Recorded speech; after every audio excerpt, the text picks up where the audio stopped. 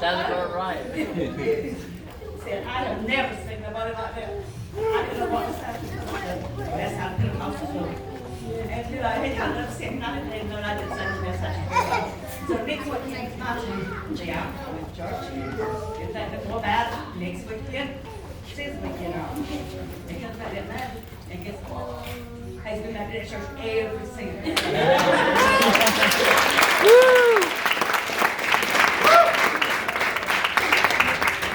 Amen. As everybody knows, I'm a pretty good shoes. Still never school today, so anyhow, back in February, I ended up in the hospital. And I remember certain things, you know, sometimes about him.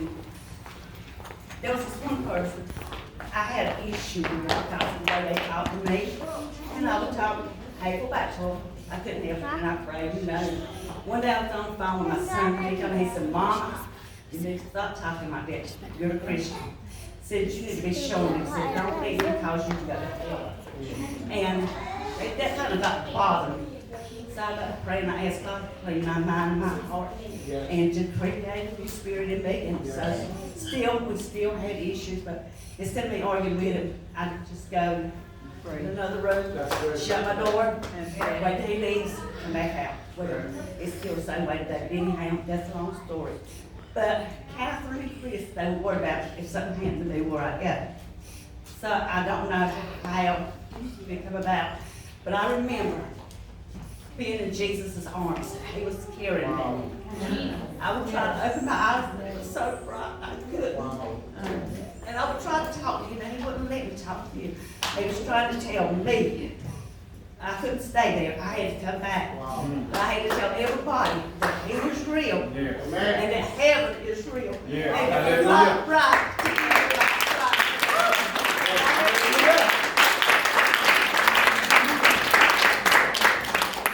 I have been trying to tell everybody I've seen. I've talked to several members of my family, and I won't leave the church tonight. I didn't want people to know my testimony until I told my church. And to verify what I'm saying, yeah. Well, she went into hospital. She got where she was kind of losing, talking in and out of her head. And me and Chris would pray. And it got to where it got so bad that I didn't see her make it in one night, 30 night, they moved her into ICU. And I'm like, God, please don't take her. Please don't take my mama. I was being selfish, and as a child, you want to be because you don't want to lose your mama. And I'm like, God, you know, turn it around. And I was fasting, and I was pleading the blood the whole time, and she don't even remember this. We were singing, where the telephones were working, we couldn't listen to music, or we were singing praises. And she's like, these people are going to think I'm crazy. And I'm like, it don't matter, God sees us. And we would praise in her room, and nurses would come to the door and look at us praise God. I didn't think she was going to make it. I really did. Her vitals and everything was good. But she told me, I had went to work with Christmas with her that morning. I said, I'm going to run there for like 15 minutes, I'll be back. They called me from the hospital. Chris like, she wants to talk to you. She wants to talk to you now. I was like, Chris, I'm on my way. She's like, no, she wants to talk to you. She's got to talk to you. She's got something to tell you. And the nurses, he was on my phone, and I got another guy at the hospital's calling me, let me talk to him. The nurse told me, she says, hey, you need to get up here. Your mama is very adamant about talking with you. It's very important that she speaks with you. And you know, the whole time I'm like, okay, what's going on? I said, you're on the phone. And I'm like, Mama, what's going on? I said, are you okay? I'm on my way. And she's like, I need to tell you something. I need you to do it right here, right now. And I was like, I'm on my way, I'm on my way. She said, Catherine, I need you here right now. And I'm like, Mama, I'm on my way. Well, I come in, and you know how you go through the emergency room and stuff. So when I get there, everybody has to leave out. And there's me and a nurse standing in there. And she says, I went to heaven. And I said, do what? She said, I went to heaven. And I wanted you to go with me. She said, you weren't here. She said, I wanted you to see what I saw. And I was like, well, Mama, I was like, it's okay. I was like, tell me about it. And she was telling me about being in God's presence and about some other stuff and all that. And I was like, also, you know, I was like, but he sent you back. And I was like, if he tries to take you again, you tell him I said that if nobody else on this earth needs you, I need you to send you back to me. I said, don't stay, send you back to me. And so I went out, and as the day, and Chris came back in, and we both got to come in. As the day went by, it's like she was going downhill. And I was sitting there that morning. I had prayed because things didn't look good. And I had cried out, and I said, Samantha, you got to come, you got to pray, we got to pray. I was like, because the only thing I'm worried about, if she was to pass today, is that she wouldn't make it to heaven because how she talks to my daddy. I said, how she talks to my daddy worries me because they would talk hateful to each other.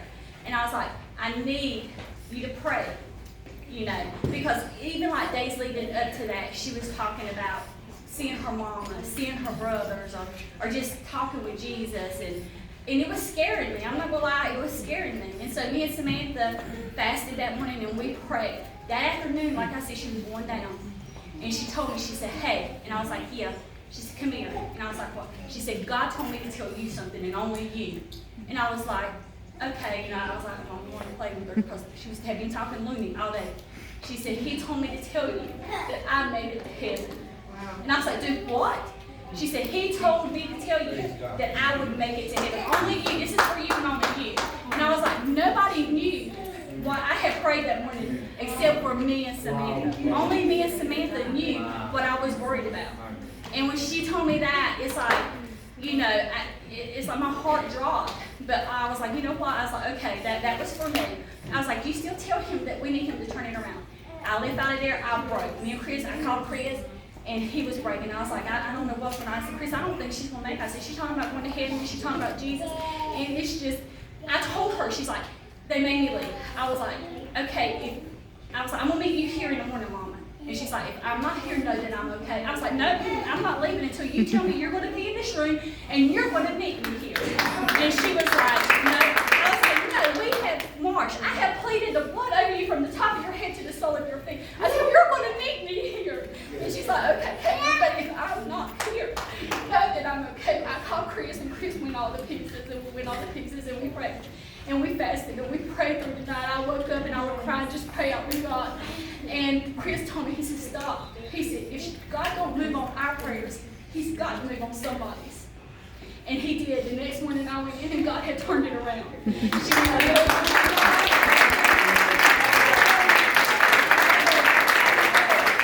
I tried to go back, but somebody stopped me. I got to the gate, and my daddy, and my mama, and my brother, and a baby was sitting on the gate, and I kept trying to tell him I had to get in, and Daddy kept telling me no. I said, I've got to get in. He kept telling me no. He said, you're going to have to go back. And I told him, I said, no, I've got to go in. And I went and trying to get in, and my brother told me, he said, you want me to get that switch on you? And I turned around, that was it. You ain't get a switch. but it comes down to this. You know, when you have faith, when you have prayer, regardless if God had taken her on today, I would have still been faithful to him because I know that he had better people.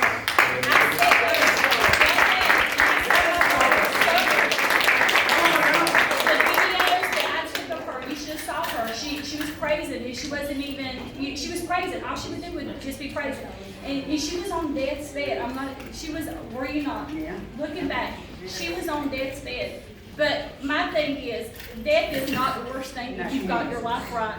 I was being selfish as a daughter, but I couldn't let go. And I'm glad that I continued to hang on to prayer. But if he had taken her on, I would have been content because of what she had told me and what I needed to know from him where she would have been. But I also told you, death's not the bad part about it, it's losing a loved one. Yeah. Because death, where I was at, it was so peaceful. You didn't want to come back. And Brother Beeman, God gave me a message, and I told you, and I don't know if you realized it that day or not, but you're the only one, besides Captain, that he told me to tell something, and I told you what he said. And that's my testimony. Yeah, and she did what she could say.